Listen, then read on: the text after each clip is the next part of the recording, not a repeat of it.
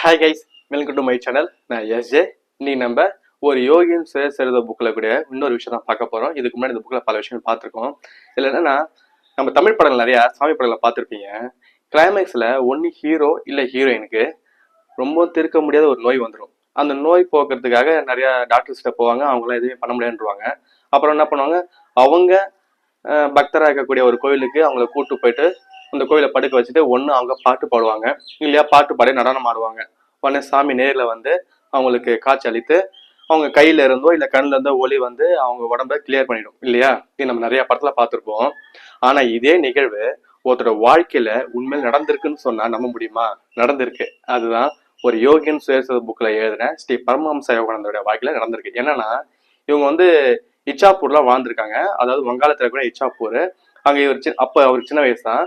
அப்போ ஆசியா ஃபுல்லாவே காலான நோயால பாதிக்கப்பட்டிருக்காங்க. அப்ப இவரும் பாதிக்கப்படுறாரு. பாதிக்கப்படும்போது ரொம்பவும் முடியாத சுச்சுவேஷன் ஆயிட்டு இருக்குது. அப்ப டாக்டர் வந்து பார்த்துட்டு வீட்டுக்கு வந்து பார்த்துட்டு இல்லைங்க இதுக்கப்புறம் முடியாதுன்னு சொல்லிட்டு போயிடுறாங்க. இவர் திரும்பி அங்க அம்மா பாக்குறாரு. என்னம்மா இப்படி சொல்லும்போது அங்க அம்மான்னு சொல்றாங்க, நீ அந்த லாகிரி மாய்ஸோட போட்டோ பார்த்து கும்பிடுப்பான்றாங்க. அந்த போட்டோ எப்படி வந்தது, அந்த போட்டோ எப்படி எடுத்தாங்கன்றத நம்ம நிறைய வீடியோ இதுக்கு முன்னாடி இந்த வீடியோ நம்ம பார்த்துருப்போம். ஓகேங்களா? அந்த போட்டோ பார்த்து கும்பிடும் போது இவர் என்ன சொல்றாரு, என்னால கையே தூக்க முடியலமான்றாரு. உடனே அவங்க என்ன சொல்ற, நீ மனசார கும்பிடு, உனக்கு நல்லது நடக்கணும் போது இவர் அந்த போட்டோவை பார்த்து கும்பிடுறாரு. கும்பிட்ட கொஞ்ச நேரத்துல அந்த ரூம் ஃபுல்லாவே ஒரு ஒளி வருது. பெருசா நல்லா கண்ணு குச ஒரு ஒளி வருது. அந்த ஒளி வந்து அதுல ஒரு உருவம் வந்த உடனே இவருக்கு உடம்புல இந்த நோயெல்லாம் கொஞ்சம் கொஞ்சமா சரியாயி எழுந்து அந்த உருவத்தோடைய காலை தொட்டு கும்பிடுறாரு. உடனே ஒளியும் மஞ்ச உருவம் மறைஞ்சிருது. திரும்பி அம்மாவை பார்த்தா அம்மா அந்த லாகிரி மாயசோட போட்டோ எடுத்து கண்ணை ஒத்திக்கிறாங்க. என் பிள்ளைய காப்பாத்துறதுக்கு ரொம்ப நன்றி பகவானே அப்படின்னு சொல்லிட்டு. அப்பதான் இவருக்கும் தெரியுது, ஓகே லாகிரி மாயசர் வந்திருக்கிறாரு, அது அம்மாவும் பார்த்துருக்காங்க அப்படின்னு. இல்ல அந்த படத்துல ஒத்து போன மாதிரி இருக்கா? ஆனா இது உண்மையில நடந்த நிகழ்வு. அதே மாதிரி இவர் அந்த உடம்பு முடியலன்னு மட்டும் அவரை கும்பிடல. அவங்க போட்டோ வீட்டுல இருக்கும்போது தினமும் இவரு அந்த பகவான் அந்த லாகிரி மாயசர் போட்டோக்கு முன்னாடி உட்காந்து தியானம் பண்ணுவாராம்.